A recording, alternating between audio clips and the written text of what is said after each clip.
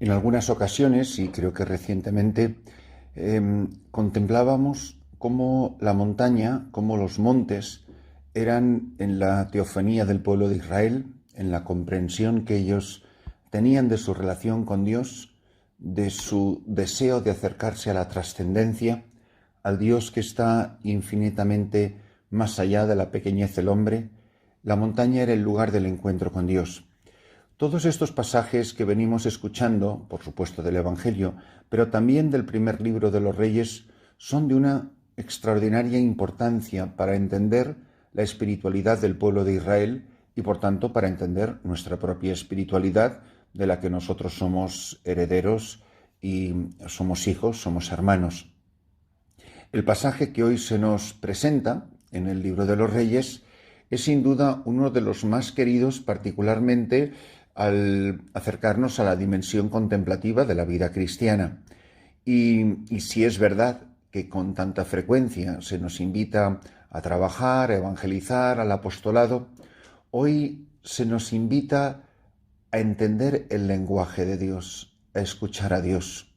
Quizás sea uno de los dramas del hombre moderno más trágicos. El hombre que no escucha a Dios, que no le interesa lo que Dios tenga que decir, que no entiende el lenguaje de Dios. Por otra parte, hay muchísimas personas que tienen sincero deseo de acercarse a Dios, de permitir que Dios se acerque a nosotros, que Dios se acerque a ellos, que Dios se acerque a mí, pero no entendemos el lenguaje de Dios, la manera de hablar de Dios.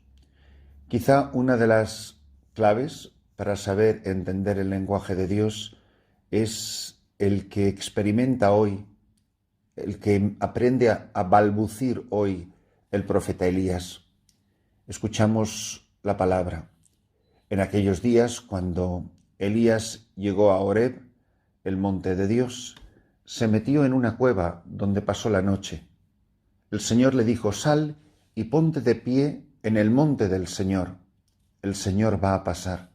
Mirad, Dios pasa cada día por nuestra vida. No solo pasa cada día, pasa siempre, pasa cada instante. En este caso, Dios le explica al profeta la actitud que tiene que tener. Es la actitud de la escucha, de la persona que está preparado. Lo oiremos en otros pasajes de la palabra de Dios. Habla, Señor, que tu siervo escucha. A veces, como no oímos a Dios, nos parece que el problema es que Dios no habla. Pero en realidad el problema no es que Dios no hable, es que nosotros no oímos, nosotros no escuchamos. Así pues, le dice: sal y ponte de pie en el monte del Señor, ante el monte del Señor. El Señor va a pasar. Vino un huracán tan violento que descuajaba los montes y hacía trizas las peñas delante del Señor, pero el Señor no estaba en el viento. Después del viento vino un terremoto, pero el Señor no estaba en el terremoto. Después del terremoto vino un fuego, pero el Señor no estaba en el fuego. Después del fuego se oyó una brisa tenue. Al sentirla, Elías se tapó el rostro con el manto, salió afuera y se puso en pie a la entrada de la cueva. Entonces oyó una voz que le decía: ¿qué haces aquí, Elías? Mirad, antes de continuar, este relato estremecedor, sobrecogedor, nos ayudaría muchísimo que nos paráramos a preguntarnos si muchas veces no estamos escuchando voces equivocadas. Cuando uno conoce una voz, no se confunde. Y el drama del hombre moderno es que no conoce la voz de Dios. Dios habla, pero el hombre no lo entiende. Y por eso escuchamos o queremos oír la voz del Señor en aquello que sea en el mundo moderno el fuego, el viento, el terremoto, el huracán, en fin, estas fuerzas de la naturaleza. ¿Cómo la resumiría yo? En lo estruendoso, en lo grande, en lo espectacular. y Dios no está ahí. A veces tentamos a Dios y le pedimos unas señales tremendas para que a todos nos sobrecoja, y no sabemos que Dios está en la suavidad de la brisa. Y si no sabemos aislarnos de todo ese rumor, de toda esa estridencia que con tanta frecuencia es el medio en el que nos movemos, puedan ser las televisiones, los medios de comunicación, los ruidos de una discoteca, la verborrea, la cantidad de palabras inútiles que salen de la boca de las personas durante el día completo, la cantidad de tonterías, de insustancialidades que decimos, es imposible escuchar a Dios. Ponte a la entrada de la cueva, es decir, ponte a la entrada de tu corazón, porque es ahí donde se habla, y solo el corazón percibe la suavidad de la brisa. Hoy, queridos hermanos, esta palabra nos hace preguntarnos sobre nuestra vida de oración. Hay personas que viven perfectamente cómodas en el ruido, en la estridencia, en la mundanidad. No estoy diciendo nada que sea pecaminoso, sino simplemente la estridencia del ruido del mundo. Y luego quiere hacer oración. Yo me acuerdo hace muchísimos años, cuando era seminarista, que tuve que tomar una decisión, o hacer oración o ver la televisión. Pero es imposible darse dosis larguísimas de televisión, que pueden ser cualquier otro tipo de pantalla o cualquier otro tipo de entretenimiento, y luego querer ser hombres y mujeres de altísima oración, que de repente salimos de nuestra mundanidad y nos queremos meter en una iglesia y de repente queremos hacer oración. Pero todo ese ruido, ese fuego, ese huracán y ese terremoto lo llevamos en el cerebro y lo llevamos en el corazón. Así es imposible hacer oración. Entonces oyó una voz que le decía: ¿qué haces aquí, Elías?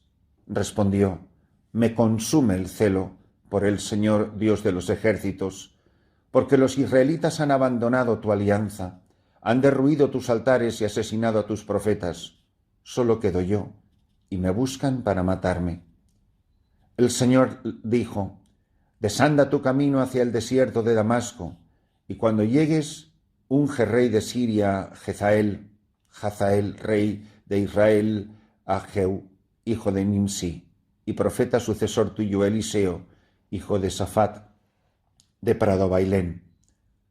Dios le dice: desanda tu camino. Muchas veces queremos hacer oración, pero somos hombres y mujeres que estamos huyendo del peligro, estamos huyendo del combate evangélico. Ser un profundo contemplativo, tener vida de altísima oración, no significa huir o escapar del combate. Significa ponernos a la entrada de la cueva y tener limpio el corazón. Y por eso el pasaje de San Mateo, que es la lección continua, la lectura continuada del Sermón de la Montaña, nos puede dar la clave. Por eso dice que en aquel tiempo dijo Jesús a sus discípulos: habéis oído el mandamiento, no cometerás adulterio. Pues yo os digo, el que mira a una mujer casada deseándola, ya ha sido adúltero con ella en su interior. Si tu ojo derecho te hace caer, sácatelo y tíralo. Más te vale perder un miembro que ser echado entero en el infierno. Si tu mano derecha te hace caer, córtatela y tírala, porque más te vale perder un miembro que ir a parar entero al infierno. Está mandado: el que se divorcie de su mujer, que le dé acta de repudio. Pues yo os digo, el que se divorcie de su mujer, excepto en caso de impureza, la induce a adulterio, y el que se case con la divorciada comete adulterio. Tener limpio el corazón, tomar decisiones radicales. A mí me fue necesario, con 18, 17, 19 años, no recuerdo, pero más o menos a esa edad, en el seminario, tener que tomar una decisión. Si quería aprender a hacer oración, era un principiante, que supongo que lo sigo siendo, hacer oración o ver la televisión. y elegí hacer oración. Y desde entonces, por donde quiera que he ido y donde quiera he vivido, jamás en mi vida, en mis 40 años de sacerdote, jamás he poseído una televisión. Y pongo un ejemplo muy concreto, porque a otras personas les supondrá cortar con cualquier otro deseo. San Juan de la Cruz dice unas palabras de extraordinaria sabiduría. Dice: niega tus deseos y hallarás lo que desea, lo que pide o lo que busca tu corazón. Muchas veces nuestros deseos son el estorbo de Dios y por eso no escuchamos a Dios en la brisa suave, porque estamos llenos de tantos otros deseos, de tantas otras codicias. Los afectos desordenados del corazón nos impiden escuchar la suave brisa de su voz. Por eso la infidelidad del corazón, no en balde, probablemente la más importante de las bienaventuranzas que hemos escuchado hace 3 días, son precisamente estas. Dichosos los limpios de corazón. El que tiene limpio el corazón no comete adulterio en su corazón, no es infiel a Dios en su corazón, ni a Dios, ni a su marido, ni a su mujer. A fin de cuentas, la verdad de nuestra vida está en nuestro corazón, pero no nos engañemos, no se puede escuchar la suave brisa, la voz de Dios, hacer oración y tener sucio el corazón, tener sucia la entrada de la cueva. Y así se nos invita a una decisión radical. ¿Qué es lo que me hace caer? Córtalo. ¿Una amistad? ¿Un ambiente? ¿Un puesto de trabajo? ¿Un lugar de vacaciones? Yo a veces pienso si los padres de familia se habrán planteado suficientemente que los veranos, ahora estamos a las puertas y muchos padres estarán tomando esta decisión, los veranos, estoy firmemente convencido, son la mayor causa de pecado mortal de los hijos. ¿Tú te has parado a pensar si no estarás llevando a tus hijos a veranear o a semanasantear o a navidear a los lugares equivocados y estás poniendo a tus hijos en eminente riesgo de pecado? Porque yo cuando pienso, por prudencia, pues no voy a mencionar nombres de lugares, pero lo podría hacer perfectamente. Yo recuerdo de mi infancia que los lugares de veraneo y de vacaciones eran los mayores lugares de pecado que yo recuerdo.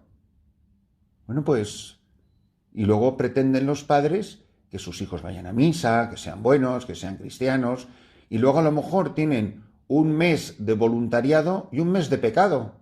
Y a los padres les parece estupendo. No, así pasas un mes con la familia. Sí, con la familia y con todos los adulterios y con todos los pecados y con toda la mundanidad y con todo el lujo, el despilfarro y todo lo que tú quieras después. Con lo cual es imposible ni escuchar la suave brisa de Dios, ni tener el corazón limpio, ni ser adúltero en él. Por eso, para cada uno de nosotros, hoy se nos invita a córtatelo. ¿Con qué tengo que cortar para que yo pueda escuchar a Dios que pasa a mi lado y me abre y me habla en la suave brisa que me habla al corazón?